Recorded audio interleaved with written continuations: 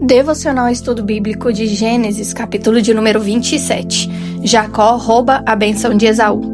Certo dia, quando Isaque era velho e estava ficando cego, chamou Esaú, seu filho mais velho, e disse: "Meu filho." Esaú respondeu: "Aqui estou." Isaque disse: "Estou velho e não sei quando vou morrer. Pegue suas armas, o arco e as flechas, e vá ao campo caçar um animal para mim. Depois, prepare meu prato favorito e traga-o aqui para eu comer. Então, pronunciarei a bênção que pertence a você, meu filho mais velho, antes de eu morrer." Rebeca, porém, ouviu o que Isaque tinha dito a Esaú. Quando Esaú saiu para caçar, ela disse ao seu filho Jacó: "Ouvi seu pai dizer a Esaú: traga-me uma carne de caça e prepare-me uma refeição saborosa. Então, abençoarei você na presença do Senhor antes de eu morrer." Lá em Gênesis, capítulo de número 25, versículo 23, Deus já havia falado a Rebeca que o filho mais velho serviria o filho mais novo. Mas ela não confiou no tempo, não confiou nos meios de Deus, ela manipulou a situação. A verdadeira fé, ela espera o agir de Deus. A gente vai ver aqui pra frente que Rebeca manipula a situação para que o seu filho mais novo, ele seja líder do filho mais velho. Isso já tinha provindo de Gênesis, capítulo de número 25, quando Esaú vendeu seu direito de primogenitura para o seu irmão, por conta de um prato de lentilhas. E ali Saul age, no desespero, e age precipitando por conta de fome que ele estava, para vender o seu direito de primogenitura por antecipação. Mas esse relato de que o filho mais velho serviria o filho mais novo, ele já aparece lá no versículo de número 19, lá em Gênesis 25, onde que há o nascimento de Esaú e de Jacó. Como Isaque orou ao Senhor que não poderia ter filho, Rebeca ficou grávida ali e teve 2 bebês. Dentro do ventre de Rebeca, os 2 bebês já lutavam. E quando ela consultou o Senhor ao respeito disso, ele falou com ela que os filhos no ventre dela se tornariam 2 nações. Desde o começo, que elas seriam rivais. E uma nação seria mais forte que a outra. E aí Deus já fala com Rebeca: o seu filho mais velho servirá o seu filho mais novo. Então, daqui pra frente, quando a gente vê que Rebeca, ela manipula a situação para que assim acontecesse, ela poderia simplesmente ter esperado confiar nas mãos de Deus, confiar naquilo que Deus já havia falado com ela, para que aquilo acontecesse. Ela não precisava manipular a situação. Continuando então no versículo 8. "Agora, meu filho, preste atenção e faça exatamente o que eu te tirei. Vá ao rebanho e traga-me 2 dos melhores cabritos. Eu os usarei para preparar o prato favorito de seu pai. Depois, leve a comida para seu pai, para que ele a coma e o abençoe antes de morrer." Então aqui a própria Rebeca, ela está manipulando a situação para que o filho mais novo receba a bênção de seu pai antes do filho mais velho. Jacó respondeu a Rebeca: "Mas meu irmão Esaú é peludo, enquanto eu tenho a pele lisa. E se meu pai me tocar, perceberá que estou tentando enganá-lo. E em vez de me abençoar, me amaldiçoará." Sua mãe, porém, respondeu: "Que caia sobre mim essa maldição, meu filho. Faça apenas o que lhe digo e traga-me os cabritos." Jacó foi e trouxe os cabritos para sua mãe. Rebeca os usou para preparar uma refeição saborosa, do jeito que Isaque gostava. Em seguida, pegou as roupas prediletas de Saul, que estavam na casa dela, e as entregou a Jacó, que era o seu filho mais novo. Com a pele dos cabritos, cobriu-lhe os braços e a parte lisa do pescoço. Depois, entregou-lhe a refeição saborosa, acompanhada do pão que havia acabado de assar. Jacó levou a comida para seu pai e disse: "Meu pai?" "Sim, meu filho", respondeu Isaque. "Quem é você, Esaú ou Jacó?" Jacó disse: "Sou Esaú, seu filho mais velho. Fiz o que o Senhor mandou. Aqui está a carne da caça. Sente-se e coma para que me dê a sua bênção." Jacó, por sua vez, ele desejava a bênção, mas ele buscou pelo engano. ele preferiu o caminho mais curto para que aquilo acontecesse. Deus já havia feito uma promessa de que ele seria maior do que seu irmão. Porém, ele não espera as mãos de Deus acontecer, ele não espera a vontade de Deus. Ele age por precipitação. Ele queria o favor divino, ele queria ali a bênção de Deus, ele queria o favor de Deus, mas ele não estava disposto a confiar e a esperar na forma correta de obtê-lo. Muitas vezes na nossa vida, nós temos algo no nosso coração, nós temos algum projeto em nosso coração, algum sonho em nosso coração, e a gente não quer esperar que a vontade de Deus ela aconteça. Às vezes você tem até uma palavra sobre aquilo na sua vida, mas a dor da espera ela é muito grande. O processo ele é muito doloroso. E muitas vezes a gente não quer esperar pelo processo, a gente não quer passar pela dor do processo e a gente faz como Jacó, agindo por precipitação para poder conseguir aquilo que a gente quer. E a gente vê que os caminhos são tortuosos, o engano ele é tortuoso. Então, se tem alguma coisa que eu posso deixar para você aqui hoje do versículo do capítulo de número 27 de Gênesis, é para que você consiga esperar a sua bênção, para que você consiga esperar o seu processo. Se Deus falou algo sobre a sua vida, se Ele falou que vai fazer, e talvez você nunca tenha recebido uma palavra direta sobre você, assim como Moisés recebeu no passado, assim como Isaac recebeu, de Deus falar com eles claramente, ó, isso vai acontecer. Talvez você ainda não recebeu uma palavra de um profeta na sua vida.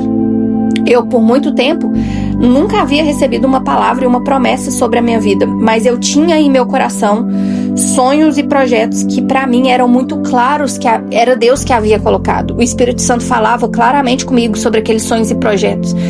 E muitos deles hoje estão se cumprindo. E então Deus tem maneiras diferentes de falar. Quando você está na presença dele, na intimidade dele, ele consegue falar através de nós, dentro do nosso coração, com o Espírito Santo. E ele confirma isso através de palavras, através de promessas. Então que essa seja também, essa mensagem, uma confirmação para que aquilo que Deus colocou em seu coração. Às vezes você tem um sonho, você tem um projeto e você não sabe se é de Deus. Então, se você ainda não recebeu nenhuma palavra, nenhuma promessa sobre isso, que o Senhor possa confirmar através dessa palavra e dessa mensagem que você está ouvindo nesse momento, que esse sonho, que esse projeto é de Deus, e que essa mensagem chegue a todas aquelas pessoas que estão aguardando uma confirmação do Senhor sobre algum projeto, sobre algum sonho que tem no seu coração, e que talvez é um sonho de anos, um projeto de anos, e que você nunca tirou do papel, e que Deus venha te falar que esse projeto é do Senhor, que você não desista dele. Então, continuando aqui a leitura no versículo 19. Versículo 20 agora. Isaac perguntou: como encontrou a caça tão depressa, meu filho? Jacó respondeu: o Senhor, seu Deus, a colocou em meu caminho. Então Isaac disse a Jacó: chegue mais perto para que eu possa tocá-lo, ter certeza que é você mesmo, Esaú. Jacó se aproximou do seu pai e Isaac o tocou e disse: a voz é de Jacó, mas as mãos são de Esaú. Não o reconheceu, pois as mãos de Jacó estavam peludas, como as de Esaú. Assim, Isaac se preparou para abençoar Jacó. Mas é você mesmo, meu filho Esaú? Perguntou ele. Sim, sou eu, respondeu Jacó. E aquelas pessoas que andam com Deus, assim como Isaac fazia, Deus vem alertar através do Espírito que tem algo errado, né? Aqui Isaac pergunta várias vezes a Jacó: chegue mais perto para que eu possa tocá-lo, é você mesmo? Eu escuto a voz de um outro filho, mas o cheiro é de Esaú, e a voz de Jacó. O Espírito Santo já estava alertando ali Isaac que tinha algo errado. Então é muito importante a gente escutar a voz do Espírito para que a gente não caia no engano, assim como Jacó, ele enganou seu próprio pai, e a gente vê que por um engano, uma mentira vai puxando a outra. À medida que Isaac pergunta algumas coisas a Jacó, ele tem que ir aprofundando na mentira que ele contou para poder enganar o seu próprio pai. E quando a gente começa uma coisa errada, né, o pecado, quando ele entra, ele não traz junto só aquele pecado, ele traz junto vários outros pecados que você vai ter que entrar para poder omitir aquele pecado que você cometeu, que você está cometendo. Então o Espírito Santo nos alerta, mas a gente precisa estar atento à voz do Espírito e não agir por aquilo que a gente entende, por aquilo que a gente acredita, por aquilo que a gente já viu no passado. Então, quando Isaac aqui vai abençoar Jacó com base no que ele conhecia, o cheiro, o toque, aquilo que já era comum para ele, ele deixa de escutar a voz do Espírito e age por meios naturais, não age por meio espiritual. Porque se talvez ele tivesse consultado ao Senhor se seria mesmo Jacó ou Esaú, Deus havia falado com ele. Então Isaac disse: agora, meu filho, traga-me a carne, depois que eu comer, eu lhe darei minha bênção. Jacó trouxe a comida para seu pai Isaac, e ele comeu. Também bebeu o vinho que Jacó serviu. Por fim, Isaac disse a Jacó: aproxime-se, por favor, me dê um beijo, meu filho. Jacó se aproximou e o beijou. Quando Isaac sentiu o cheiro das roupas, finalmente abençoou seu filho e disse: ah, o cheiro de meu filho é como o cheiro do campo que o Senhor abençoou. Todas as vezes que a gente vai ler alguma bênção na Bíblia, também que é uma bênção de Deus, que é uma bênção que a gente tem ali escrita, a gente recebe também essa bênção. E a gente colhe essa bênção como se fosse para nós. Então, todas as vezes que eu vou ler alguma bênção, eu já coloco as minhas mãos em posição de recebimento e eu recebo ela como se fosse para mim mesmo, né? Porque a Bíblia nada mais é do que o nosso testamento. E muitas vezes, muitas pessoas falam que não tem nenhuma palavra, que nunca recebeu nenhuma palavra, que nunca recebeu nenhuma profecia, que nunca recebeu nenhuma bênção. Mas a Bíblia, ela é o nosso testamento, e aqui estão todas as palavras, estão todas as promessas, está o nosso testamento de tudo aquilo que a gente vai receber em nossa vida. Então, crie essa prática também, todas as vezes que você vai ler sobre alguma bênção, que você vê Deus falando em profecia para aquelas pessoas, que você receba para sua vida, porque a Bíblia é o seu testamento, o testamento que Deus deixou para você. Então, do orvalho do céu e da riqueza da terra, Deus lhe conceda fartas colheitas, colheitas de cereais e vinho novo de sobra. Que muitas nações o sirvam e se curvem à sua frente. Que o Senhor seja Senhor de seus irmãos e os filhos de sua mãe se curvem à sua frente.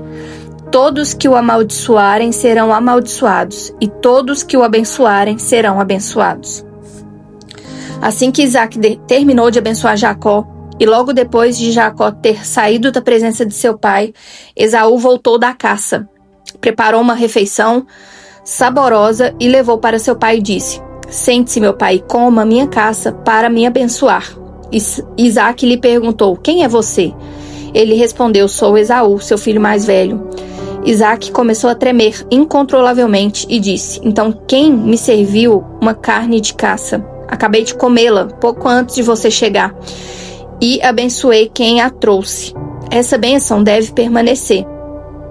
Quando Esaú ouviu as palavras de seu pai, soltou um forte grito amargurado e suplicou: ah, meu pai, e eu? Abençoe-me também.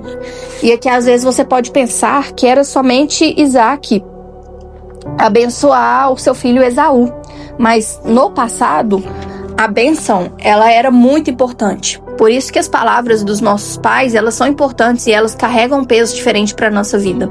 Então, todas as vezes, né, se você tem seus pais ainda, avós, que eles falam: oh, meu filho, Deus te abençoe, receba essa bênção, porque as palavras dos nossos pais, elas têm forte peso sobre a nossa vida.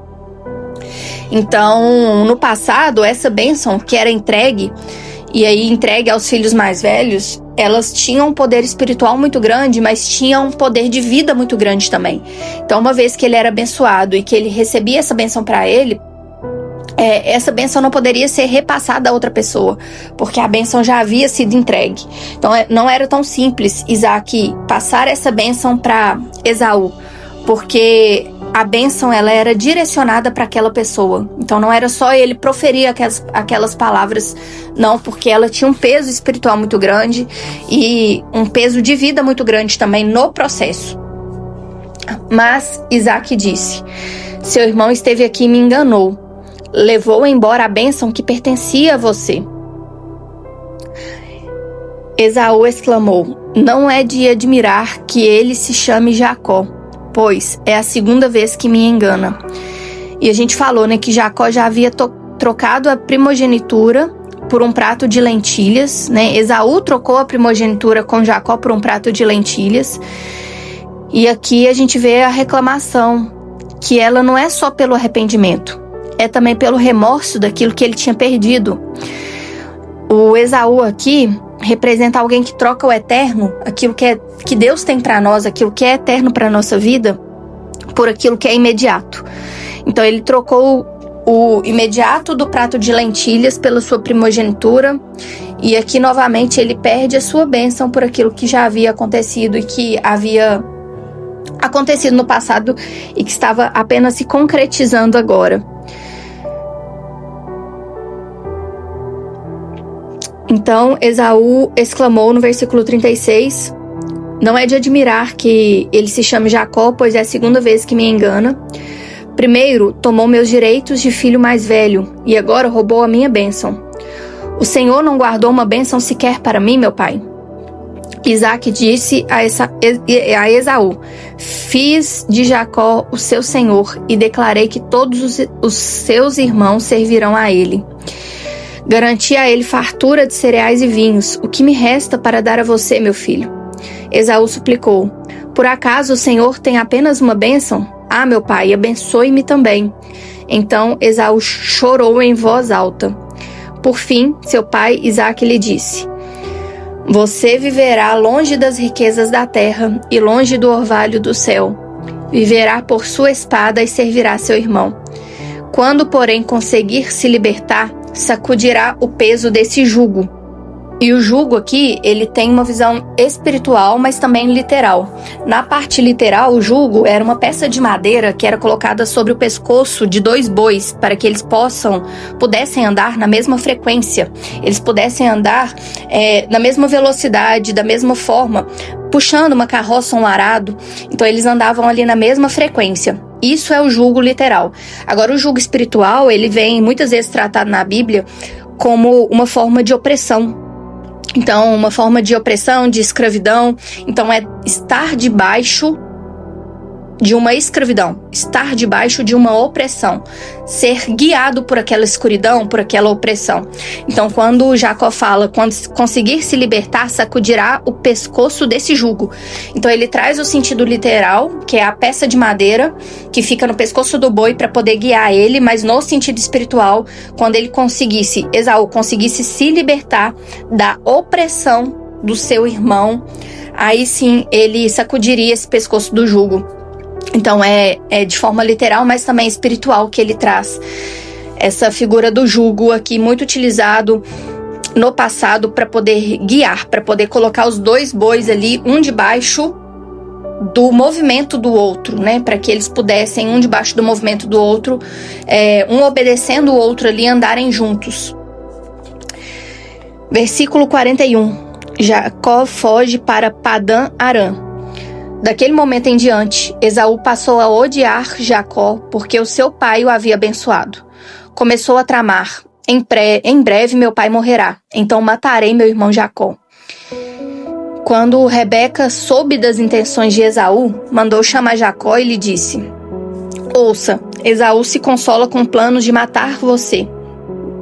Portanto, preste atenção, meu filho. Apronte-se e fuja para a casa de meu irmão Labão, em Harã. Fique lá até que diminua a fúria do seu irmão. Quando ele se acalmar e se esquecer do que fez com você, mandarei buscá-lo, porque eu perderia meus 2 filhos no mesmo dia. Depois Rebeca disse a Isaque: estou cansada dessas mulheres hititas que vivem aqui. Prefiro morrer a ver Jacó se casar com alguma delas. E aqui, depois no capítulo 28, a gente vai dar andamento a essa história, né? Sobre Jacó seguir para a casa de seu tio Labão. E o custo por fazer o certo de maneira errada sai muito caro. Rebeca que perde a convivência com seus filhos, principalmente pelo erro que ela cometeu de querer antecipar uma coisa que Deus já havia falado com ela que iria acontecer. Então ela, por agir pelas suas próprias mãos, por poder não estar submissa ali ao seu marido sobre as decisões que ele também tomasse, ela manipula a situação, ela mente pro seu marido, ela faz com que seu filho minta, ela engana um dos seus filhos, ela perde a convivência com seus filhos, né? Isso é um custo muito caro para ela. Então não tenha dúvidas que os nossos erros e os nossos pecados, que seja por antecipação, pensando em fazer a coisa certa, mas da maneira errada, ele traz para nós consequências que são consequências mais dolorosas do que aquilo que a gente fez traria como benefício para nós, né?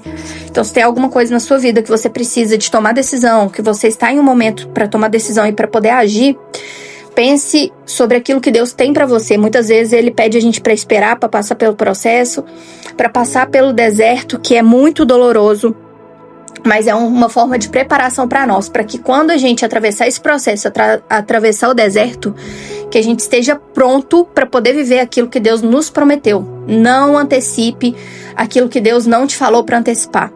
Não antecipe aquilo que Deus te falou para esperar. Então, continue firme, continue pedindo direcionamento de Deus, e com o direcionamento certo de Deus, aí sim, você pode agir, pode construir na sua vida aquilo que Ele já falou a você, já falou ao seu coração também. Vamos orar para a gente poder finalizar. Pai, muito obrigada por Gênesis, capítulo de número 26. O Senhor tem nos mostrado, Pai, aqui, capítulo após capítulo, aquilo que o Senhor tem para nós, os direcionamentos, os ensinamentos que o Senhor tem. Por isso eu te peço, Pai, que o Senhor nos dê a sabedoria da espera, que a gente encontre a Tua doce presença durante um processo de espera de algum propósito, de alguma promessa, de algo que a gente tem no nosso coração e para a nossa vida, dos nossos sonhos. Que a gente encontre a Sua doce presença durante esse processo, Pai. Que Teu Espírito Santo nos sustente durante ele, para que a gente não tome decisões erradas, para que a gente não se movimente pelas nossas próprias mãos, para que a gente não haja por impulso e perca aquilo que o Senhor tem para nós. Que o Senhor continue nos dando sabedoria e nos abençoando nesse processo, nesse deserto.